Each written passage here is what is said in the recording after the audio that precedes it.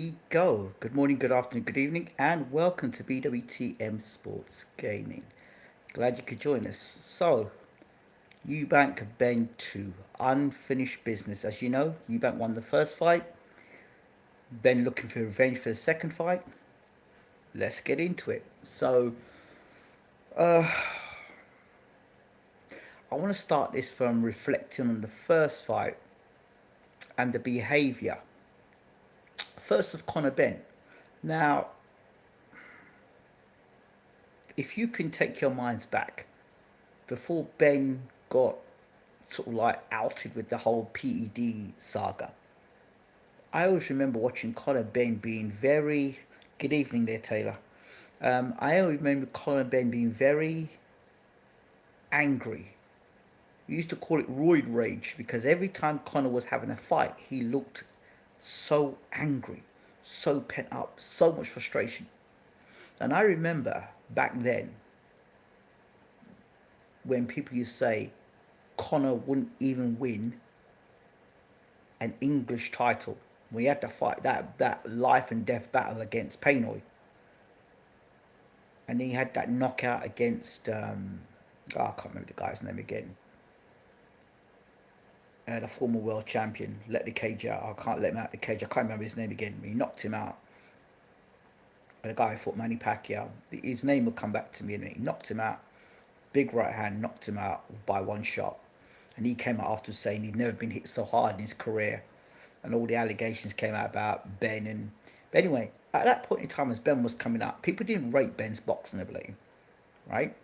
They didn't rate his boxing ability, and he had all that anger in him.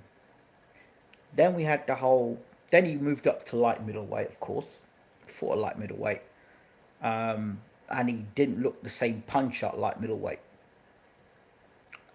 He looked like he'd lost something in that punching power when he fought that middleweight. Or light middleweight, may I say. Does two fights in America. In between that, we had the whole thing with PEDs and whatever. He's come back.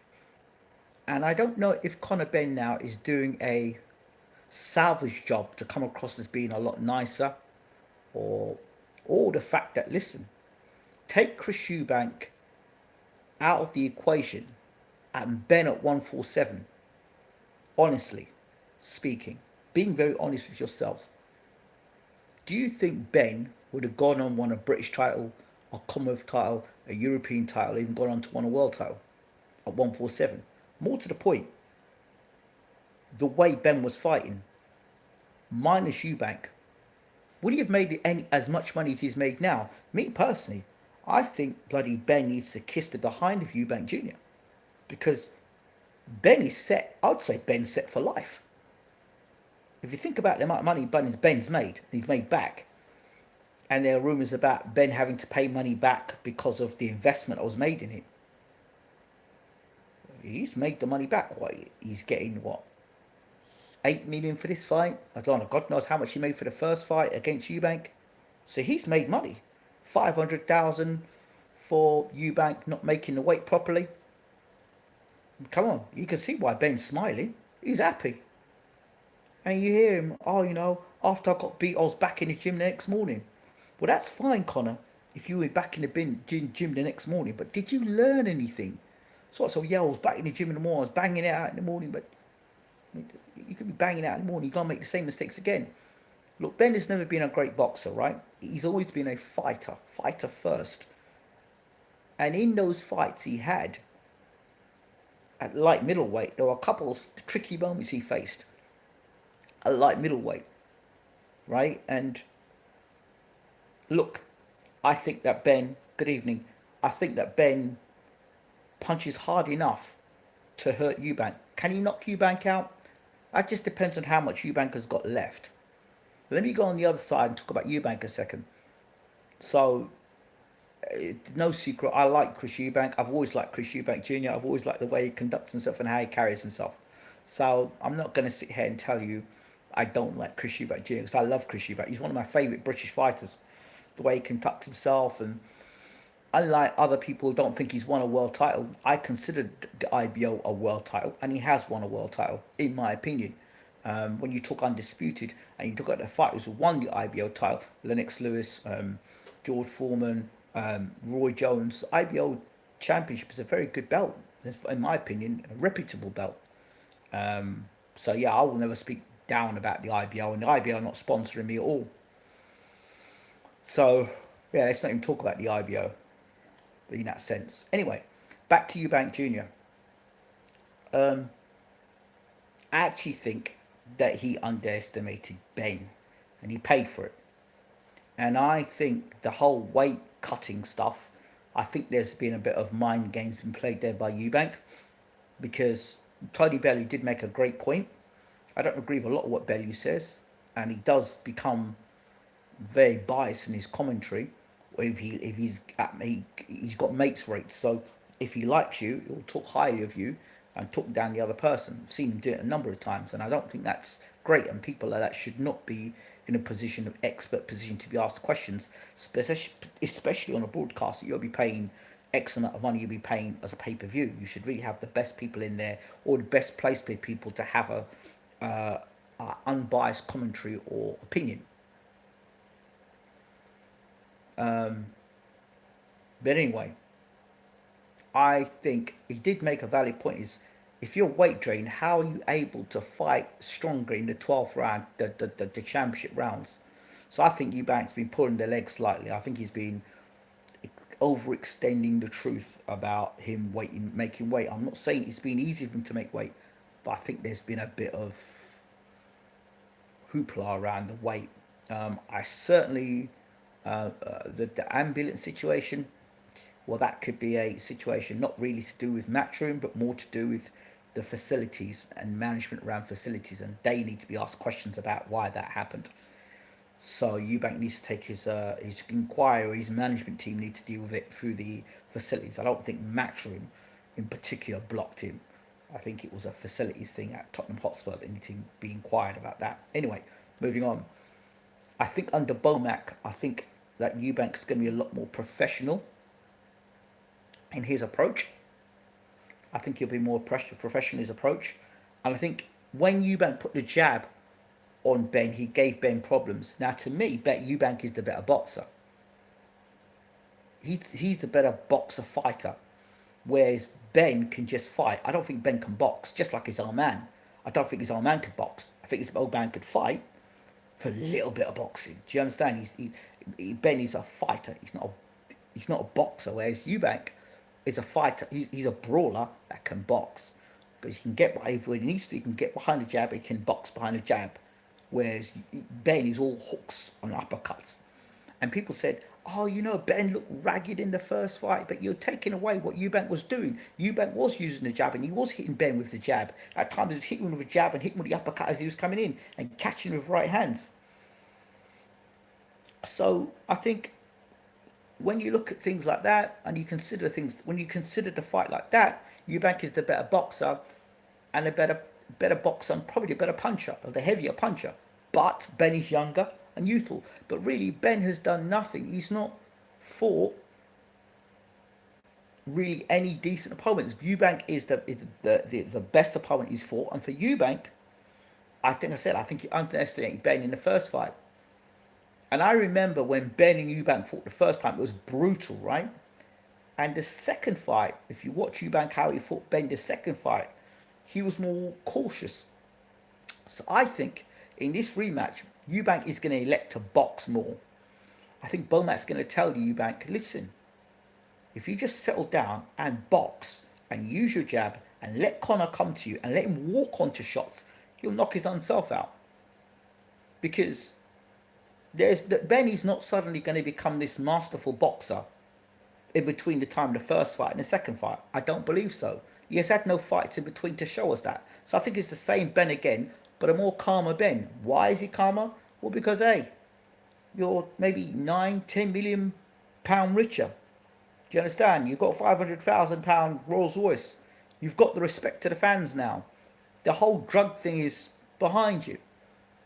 So, of course, the first fight was going to be horrid for him, because he was being accused of being a drug cheat. That's kind of settled down now. That noise is settled down, and people are now focused on the rematch. And Benn's not looking If you look at him now, he's not roided up. Or you use the word roided up. He doesn't have roid rage. He doesn't seem mad and angry like he was for the first fight or previous fights. He looks very calm. Now, I don't know if that is Ben's best approach coming into the fight. And has he become softer? And he's talking about, oh, this is my final fight. Afterwards, I'm going down to 147. I don't believe you, mate. I actually don't believe you can get down to 147. I don't. I don't. I know it's easy for you to get down to 147 in the sense that, hey, I mean, Ben is now talking about, oh yeah, don't complain about the way you signed up to. Well, you've already, Ben turned around and said that you're going to go back down to 147. The reason why you go down to 147, probably get a fight against someone like Lewis Crocker, is because you're not going to do very well at 154. Because you're not that good. And if Eubank does his job properly this time round, he should stop Ben. In this rematch, he should stop Ben. He should box Ben, get behind the jab, Ben come forward, and this time box Ben. Use the jab more, maneuver Ben around the ring, and walk him onto shots. Frustrate him, tie him up, frustrate him. Let him go mad, and because that's what he's got to do. Ben can't box. Ben's got to fight. Ben's got to be on the front foot. But if Eubank can push Ben onto the back foot, use an educated jab, walk him onto shots, hooks and uppercuts, and land short, crisp, hurtful punches, he can stop Eubank. I mean, he can stop Ben. Can stop Eubank. Sorry, Eubank can stop Ben. But for Eubank, for Ben now, for Ben to win this fight, where he catches Eubank and he hurts him, got to take his time. You've got to take his time. When he hits him with the right hand, bang, hits him with the right hand, get ready to throw that left hook as well. When you hurt Eubank with one shot, follow up with it. Eubank likes to tie him up. So he's got to work I think that Ben's got to forget the head. Work the body attack. Go and work the body more. Work Eubank's body more and tie him down to later rounds and then get your man. Because you're younger. You should be younger and fitter down the stretch. But he's not going to be fitter and younger down the stretch if you allow Eubank to get on top of you and dictate the pace. So Ben has got to win this fight. To win this fight, he's got to take the centre of the ring and be the boss. Because Eubank can fight off the back foot and he can counter Ben coming in. Whereas for Ben now, Ben's got to keep Eubank's back against the ropes, I think.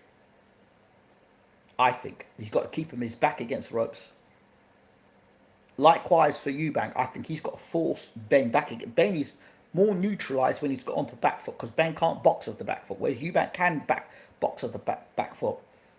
Do you understand? But Ben doesn't want to be in a position where he's on the back foot. That's why I said Eubank, Ben's got to keep Ben's back against the ropes, touching the ropes all the time, and be up close to Eubank. Don't allow those long levers to use the jab. Don't allow Eubank to use his long arms and his reach, and don't allow Eubank to lay on you. All these things he's got to focus on. It's very important, I think. But Eubank should win this fight. I expect Eubank to win this fight by just better boxing, being a better boxer, being a better tactical fighter, and he's got more to offer. Eubank can fight in the front foot.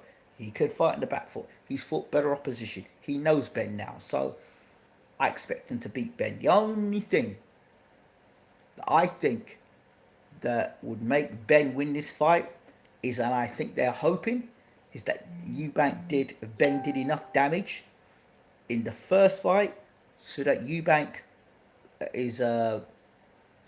hasn't got as much to give in the second fight.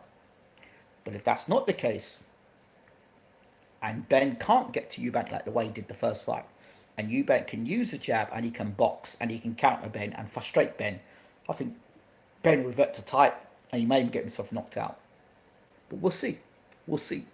This fight is, Eubank is 36 now. There's only so much more I think he'll be able to keep going on. So, I mean, that was a war, the first fight. But I think it was a war and Eubank didn't prepare properly in the first fight. And I think he knows it. And that's why I think he brought Bomac in.